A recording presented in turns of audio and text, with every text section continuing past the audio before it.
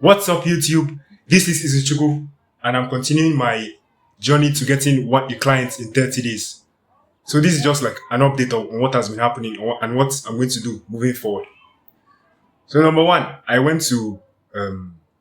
previously said I was going to share my gym shoes or whatever, and I went to sell it on a Saturday, on that Saturday morning. And as I went, I just went to the fitness center, and I'll just go and meet like a group of grown of adults talking. So there'll be like maybe five Igbo men standing in one place talking. I'll go and show them the shoe, go and discuss with them, blah blah blah blah blah. So we priced. And all of them were saying 20,000, 30,000. We're saying these numbers that didn't add up to what I wanted. So I decided that no, I'm not. These people are never going to get to where I want them to get to because they don't want to buy it at the price that I want them to buy it at. So I decided to do is I'm going to take it off trying to sell it physically because I'm not going to hit my numbers. I just listed it on Jumia, and then I hope that I'll be able to get a sale. Listed it on Jumia and some other apps. So the next thing I'm doing now is, since I cannot fix my laptop right now, I'm going to start outreaching on my phone, this phone that I'm using to record now. What I'm going to be doing is I'll start recording Loom videos. I can download the app Loom, start recording myself like this, record what I will improve for the clients, and then just send it to them.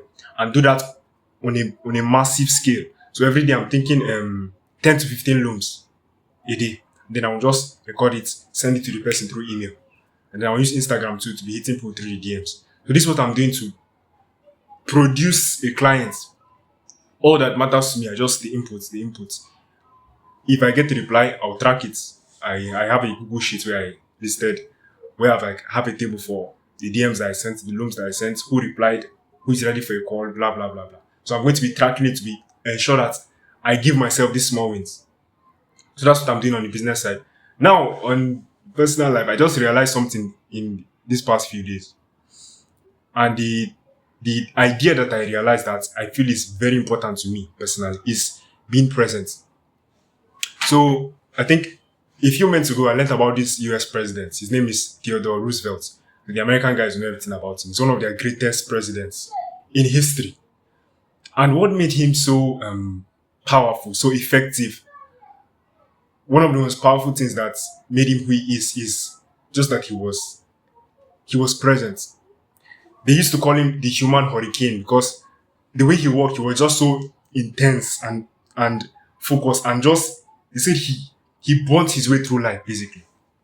He burnt his way through life. There was no wasted time. He said that every day, the story was that every day he would read one book. Yeah. He would read one book a day. And in his entire lifetime, he wrote 35 books.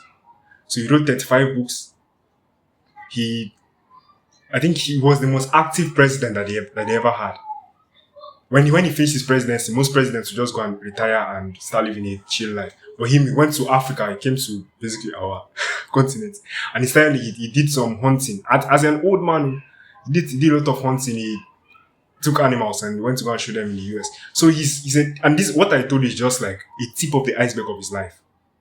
His life was basically zero wasted motion.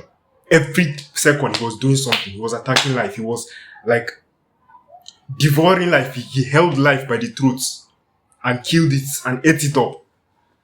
And so I felt very inspired by him. But I actually read this thing a long time ago, but I didn't actually see the idea that I'm seeing now. But now I've seen it. And now I realize why it's very important to be present. And I'm not saying this to preach or anything. This is a message to myself because I have not been present. I have been sort of addicted to listening to all these motivational podcasts and all these basically sayings of people that made it. People that made it will come and be making all this motivational stuff, making all these podcasts, writing all these tweets, and I'll be devouring them, feeling like as if I'm doing something. And it feels like doing something.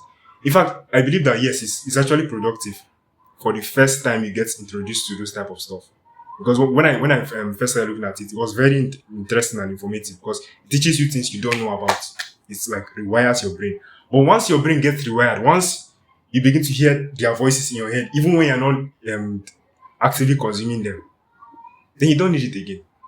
Because when you have consumed someone for a long time, that when you are faced with a situation in life, you can just hear what the person will say in your head. Then at that point, you don't need the person again. You don't need to sit down and watch the person's YouTube again because he has already passed the message to you. You have become like a mini version of him. And so I became this type of person a few months ago, but I didn't want to stop. I just kept on listening to them because I liked it. So what I've decided now is that to be present means you cut that enough. You cut it off. You cut off reading books that don't translate to action immediately. You cut off listening to podcasts that don't have any real application in your life now. That's what I'm doing. I cut it off. And the great thing about being present is that just like that president I told you about, Theodore Roosevelt, once you become present, once you start to focus all your mental energy on the present moment, once you stop dreaming about the future or ruminating on the past, it makes you more powerful. Like, I'm serious. You appear more, you appear larger than you are. You attack problems with more mental energy and more mental bandwidth because everything is on the matter. You're not thinking about other things. You're not distracting yourself with YouTube or whatever.